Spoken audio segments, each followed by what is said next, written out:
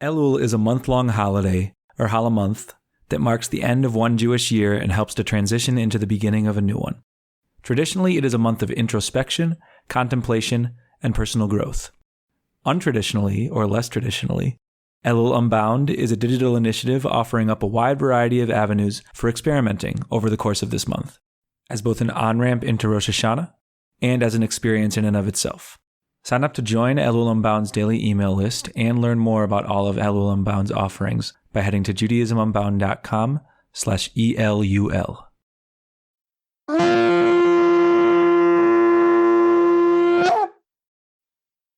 This is a special bonus edition of Judaism Unbound.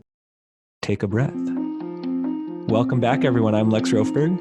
And I'm Wendy Bernstein-Lash. And what was that sound that we heard? I know last time on this bonus episode we heard a shofar, but that sounded a little different. Yes, it was a conch shell that I got in Hawaii, which you want to know how to slow down, go to Hawaii. Yes, so that's a perfect segue. We chose it consciously, listeners. Yay, woo! Conch shell. So we've got our conch noise, and part of what's happening there is that we think that a conch shell is a powerful symbol for a wide variety of reasons. There's, of course, its famous associations from Lord of the Flies, with holding the conch shell in order to be the one talking. There's the idea that you hear the ocean. There's a lot of interesting associations of the conch shell, but we also really want to remind folks that we think that Elul is both about embracing and enjoying some traditional practices and riffing on them and making them your own. And this conch shell, on the one hand, is kind of a traditional idea because it's taking that shofar blast, but it's also a new idea where you take an entirely different kind of horn and channel it out into the world. So that's what we wanted to bring. It ties specifically to the theme of this episode. What's the theme of this episode? Taking a breath. And that means taking it slow. So looking at Elul as an opportunity to pause, or as we said last week, have a spacious, planned lull to let things settle in and move slower. And it's kind of like a month of Shabbat, this sense of balancing the energy of doing with the energy of being slow, paying attention, being mindful, waking up from whatever was the hamster wheel that we've been on so that we can look at who we are, where we are, and what's motivating us in this moment. So it would be very silly to have a Jewish conversation about taking a breath without invoking one of the master teachers of our time, and that's Arthur Waskow, who, if you had to, he's done a great deal in his life, lots of social justice work, lots of incredible teaching of Torah. One of his most famous teachings is about the idea of breath, and he spoke about it on our podcast, but for those who didn't tune in, I'll just really briefly encapsulate it. He tells it much more beautifully. But basically, he talks about how there's this prayer in Jewish liturgy that says in Hebrew, Nishmat kol chai tivarech et shimcha. So roughly the soul of everything that is alive praises God's name. And that's an interesting theological thought, even on its surface, but he takes it in a cool direction, which is he looks at the word nishmat, the word which is associated with neshama or soul, and he reads it as breath, which in Hebrew shares a root. It's the word neshima. And he thinks about how literally, this is not some big stretch. When people or creatures inhale and exhale, you make the sounds that collectively are the letters of God's name in Hebrew. So God's name is Yud, then Hey, then Vav, then Hey, and it sounds sort of like, which is a human breath, or an animal breath. So I wanted to invoke him because what he's getting at there is not just like an interesting cutesy teaching, it's that there is a sacredness in breath. So I wanted to invoke him, but pass it back to you. What does it mean for Elul to be like that, to be a breath, or to help us dwell in the mindset of being someone who takes more breaths or slower breaths? The practice of Elul, using Elul to prepare yourself for the high holidays, whenever that started coming around a couple thousand years ago, maybe less, maybe more, nobody lived at the pace of life that we live at now. And so here we are taking this reflective time and recognizing that it was even needed hundreds, if not thousands of years ago. We know that the ancient practices in different traditions of meditation and doing things with the breath have been around for thousands of years. And now we're at this time where everything is even more speeded up. We don't know how to unplug from the fast pace. Even if we do Shabbat, we kind of do Shabbat sometimes in a intense way, but the sense of this cycle that we need, the breathing in and the breathing out, and how the breath connects us in our body and how the breath connects us to all life. My out breath is your in breath. My in breath is the out breath of you and all of the environment around me. And so it reminds us that we're part of something greater, and to get away from how we can be so focused with blinders on about, me and what I need to be doing. And it brings us into the mystery and the majesty of the fact that we're part of something much greater and much larger, and that I, as a breather, am part of something bigger as well. I love what you just said. I, as a breather. I haven't thought of myself as a breather, but I am a breather. We are all breathers.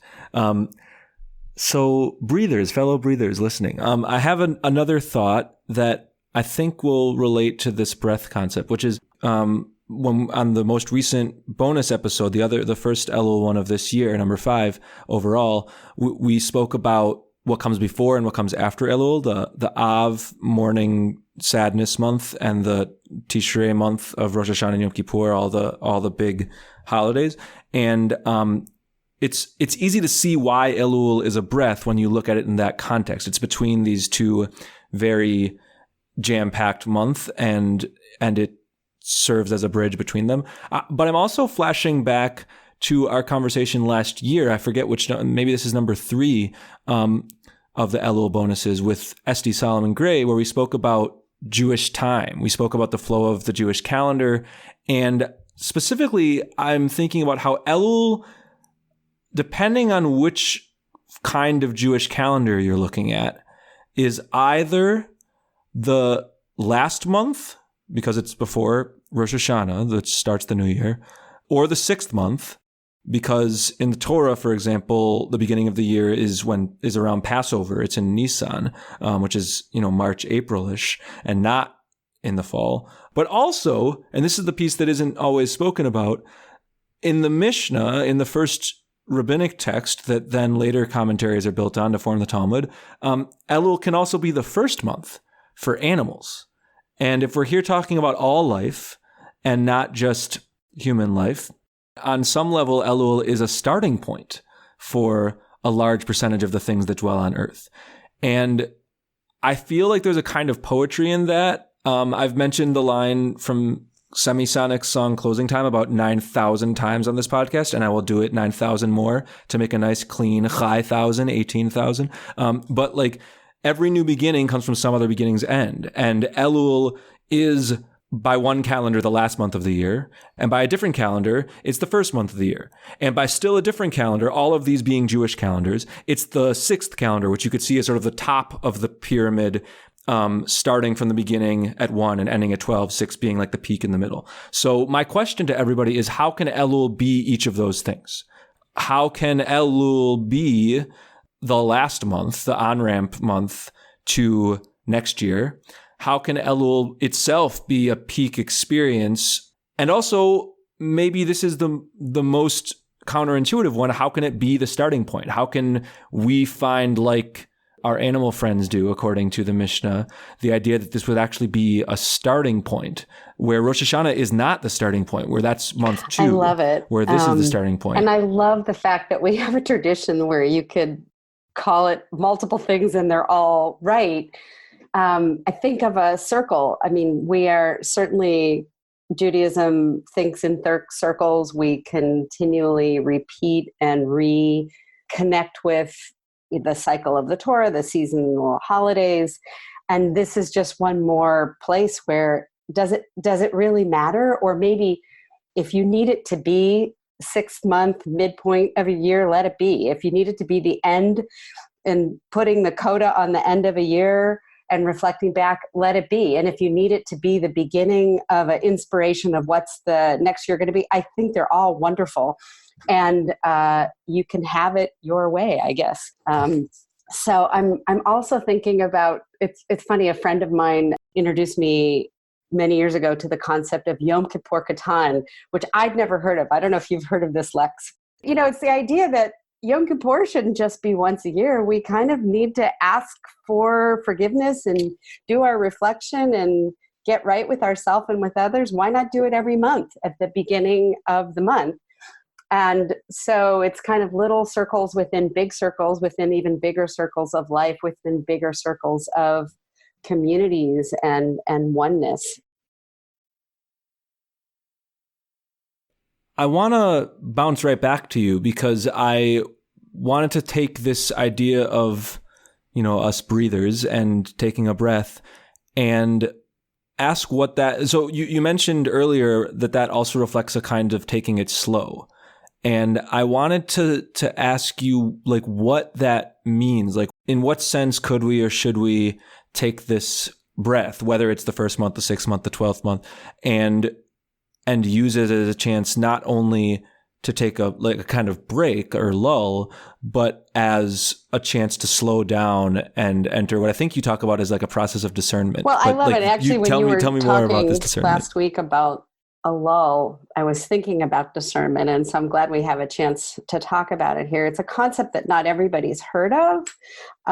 We use it a lot in spiritual direction, but it's making decisions not just with your head, not just thinking, but taking the time to let more parts of you, and that may be your body, it may be your spirit, your soul, your heart, but taking time for decisions or changes in course correction in your life to percolate up to the surface. And so they need that time, which is a very different process from what am I going to eat today, or am I going to do this when I'm on my vacation, but to really give yourself the time so that you feel like you've sat with a decision and all parts of you have been brought together. And that may also mean your community and people that you trust, trusted advisors, to be part of that process. Elul maybe should be called the month of discernment, where we're taking the time, going back to, like, you didn't know what you wanted to focus on. What was your question for Elul? So that's a discernment.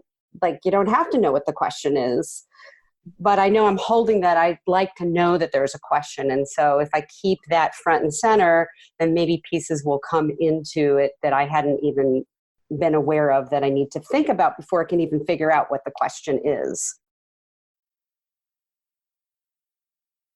Totally. On that note, we are going to close out this week 2 bonus episode. And as we do, I just want to remind you, I mean, we're now around halfway through the month. It's crazy to think that, but we've really been enjoying experimenting with what Elul is and can be. And what's been most rewarding is when we've gotten notes from people participating, both with how it has resonated for you, but most importantly with how you've been riffing on it and making your own Elul practices. So please keep on doing that and let us know, because that's what we're going for here. It's not really about just, we want however many 100 people to read our things or listen to our things. It's about, we want to help plant seeds for people to start up their own Elul practices. So thanks to those who are doing so. Keep on rocking and rolling. That's the show for the day. We're focusing on taking a breath, so I'll do a big one here. Be in touch with us at lex@judaismunbound.com or Elul, ELUL, @judaismunbound.com. And with that, this has been Judaism Unbound.